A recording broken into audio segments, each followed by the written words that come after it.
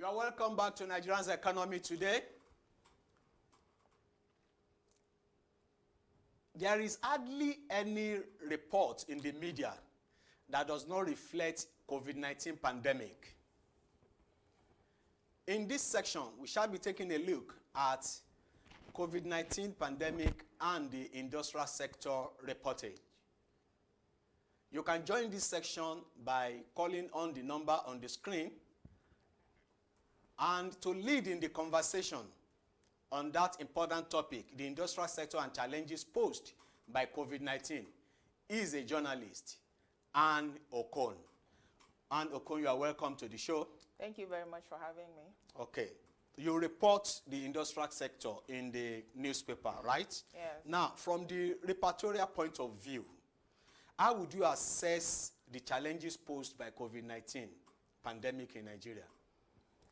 The industrial sector, especially the manufacturing companies that we have in Nigeria, I think they were the hardest hit by the pandemic. Because if you look 3 years back, before the pandemic even came to Nigeria, the industrial sector was struggling, especially the local manufacturing sector in Nigeria was actually really struggling. As of 2017 or thereabout, you had like 2,500 companies closing shop. Wow. What was their problem? Their problem was that they had, apart from the challenging environment in Nigeria, producing locally, where you have challenges with power supply, you have challenges with bad roads, you have challenges. After producing, you need to take your items if you need to sell it outside Nigeria. Then you have challenges with driving, actually moving the items to the port to export them. So that together posed a lot of challenges for the industrial sector. Yeah. And so they had these multiple problems.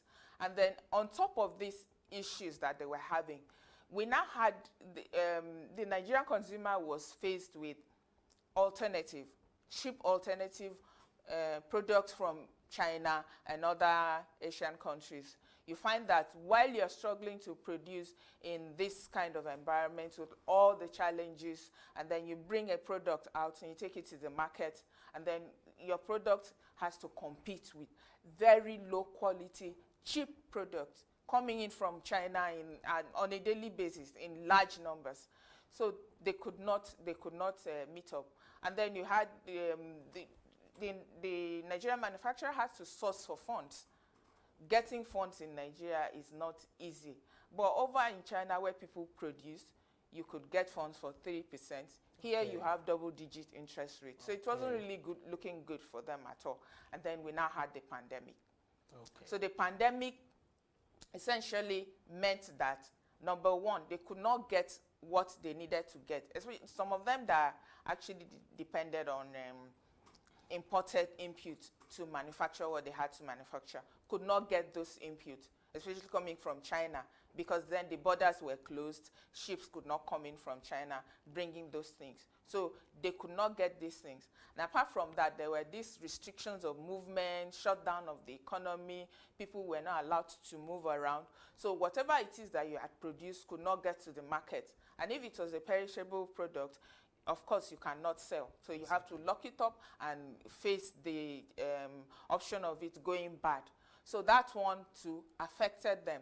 And there's a survey by the Lagos Chamber of Commerce and Industry, I think came out around May, June, where it says that about 20% of industries lost 17.5% to the 5-week lockdown. That was how much they lost. And then about 80% of businesses that were surveyed lost 500,000 naira every day.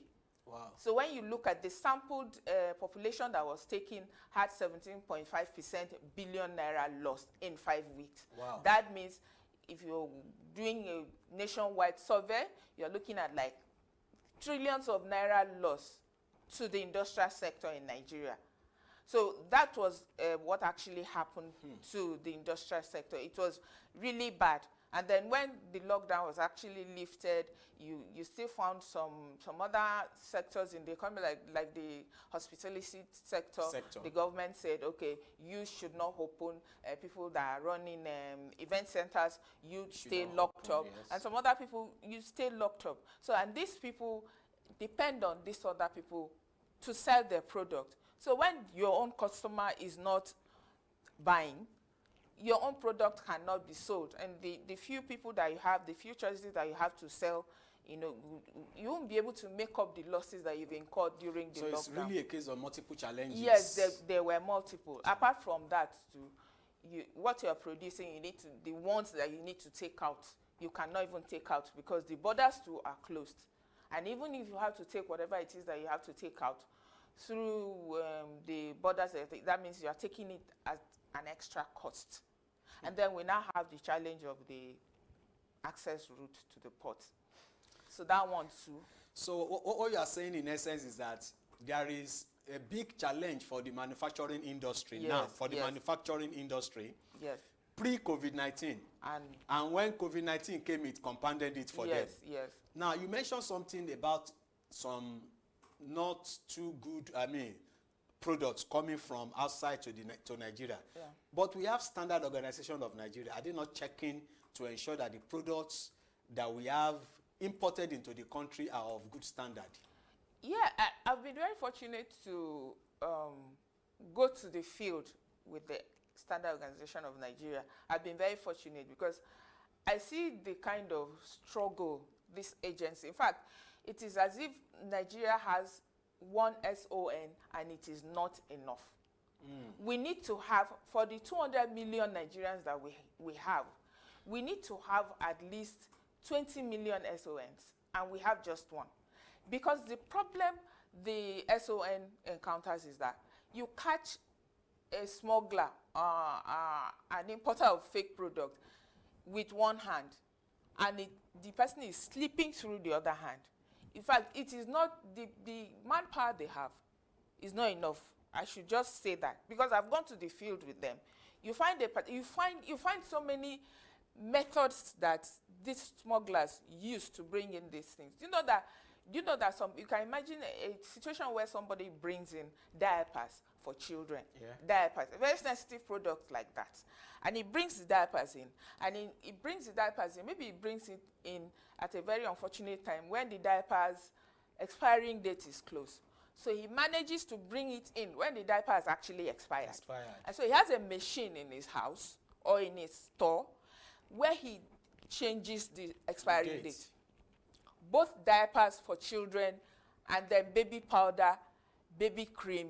I've been fortunate to see this, Standard Organization of Nigeria trying to deal with even that aspect of our economy, even that aspect of consumer life, where you go to a shop to buy a particular product and you think the product is expired in 2020 and it's actually expired in 2018, and you will not know because the expiring date is there. That's the first thing we look at. It's not everybody that pharmaceutical companies, they have this scratch stuff, but it's not all products that have it. And funny enough, these companies were supplying to big malls. So the Nigerian sentiment that, okay, you say, instead of buying at the open market, let me go to the mall. The big mall, yeah. And these people were supplying to those big malls. So there was a raid Standard Organization of Nigeria had, and that was what we met. Yes. So you can imagine a situation where you now find other things. In fact, if you are trying to say, okay, you stop somebody at the port of entry. Yeah.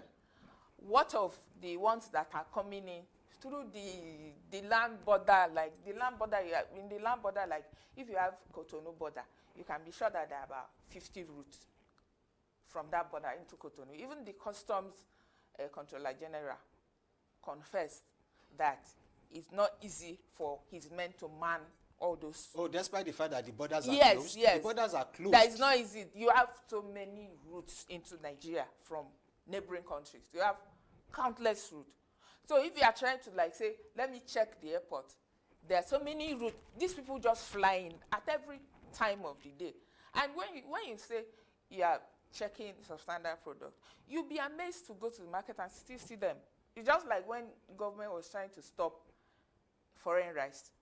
You'll be amazed to go to the market and still see foreign rice all over the market. And you'll be wondering where they come in from. They have so many routes of taking this bush track. They put rice inside the tire. They put rice inside the women wear it inside their body.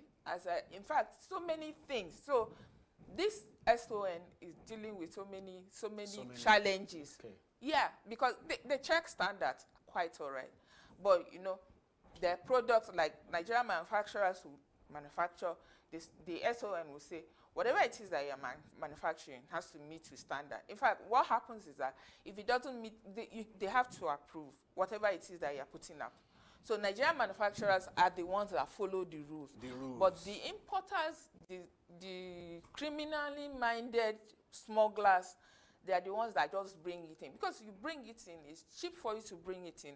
It's cheap for you to sell. The Nigerian woman will need something cheap. So she just picks it up. So the Nigerian government still need to do a lot to the problem of importing substandard products into Nigeria. Yeah. Now, looking at some economic indicators, the inflation rate, the forex rate, they are not looking good, especially during this pandemic. How would you assess some of these indicators, especially as they affect the industrial sector? Yeah, the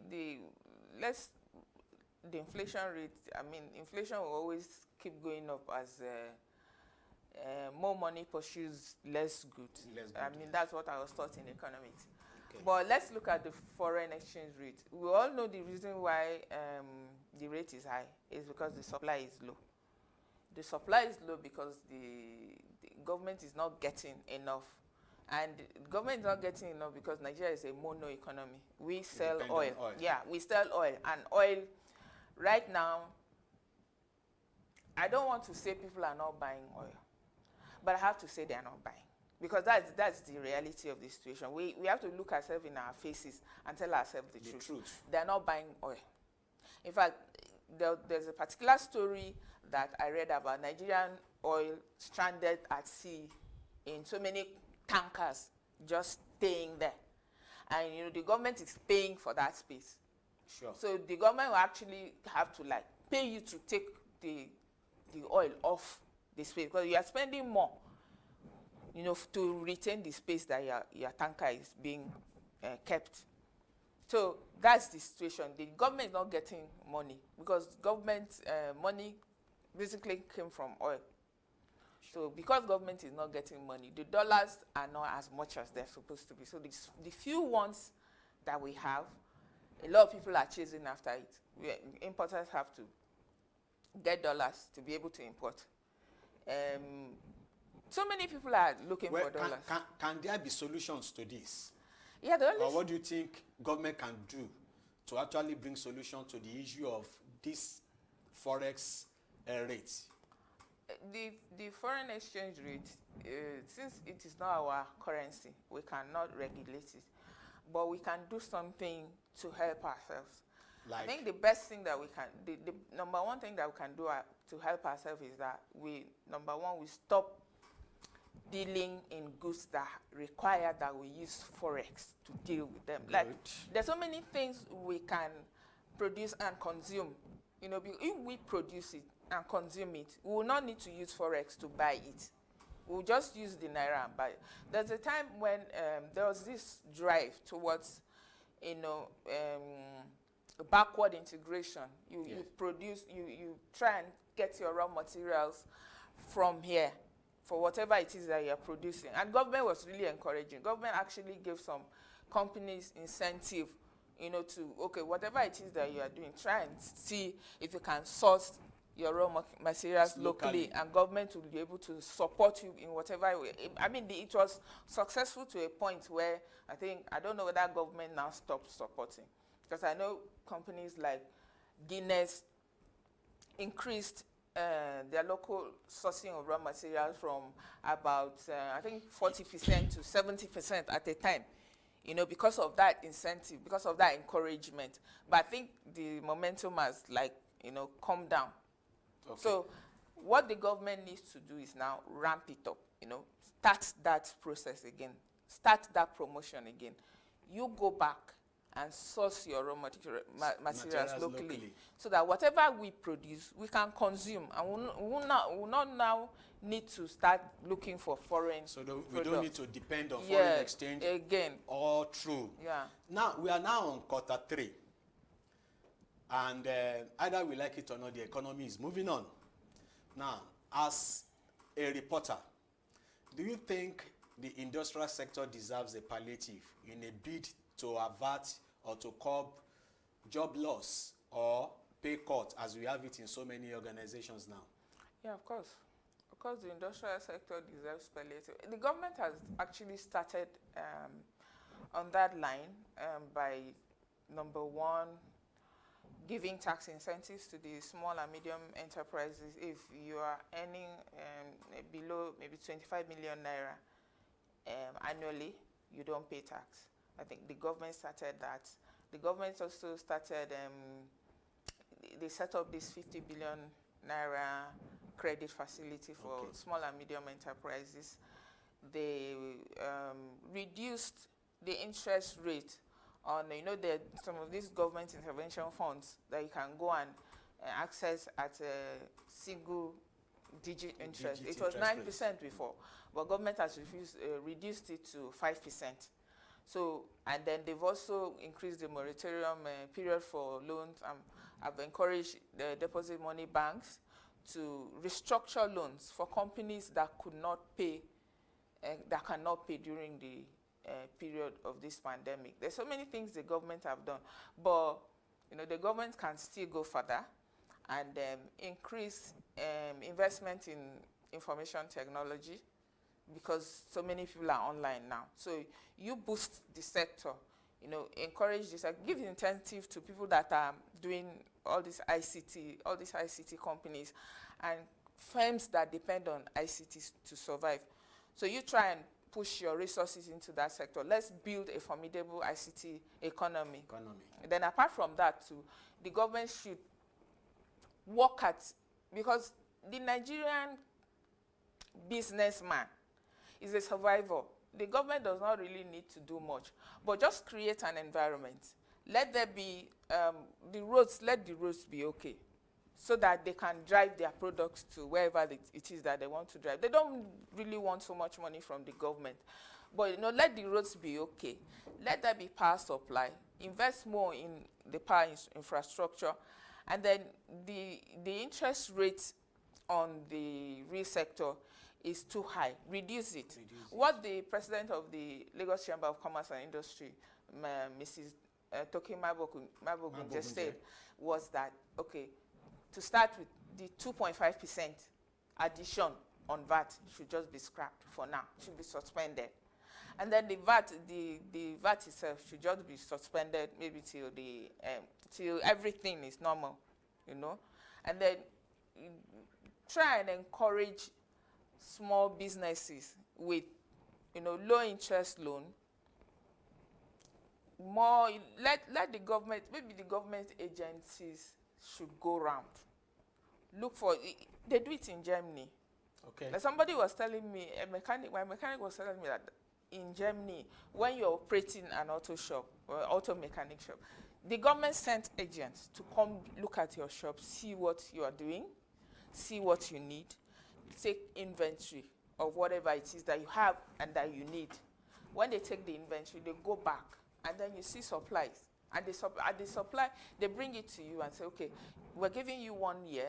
After 1 year, if you feel that you can start paying, you pay. If you feel that you cannot start paying, you let us know. So that's a very good one from the German experience. Yeah. We cannot continue because we have time constraints.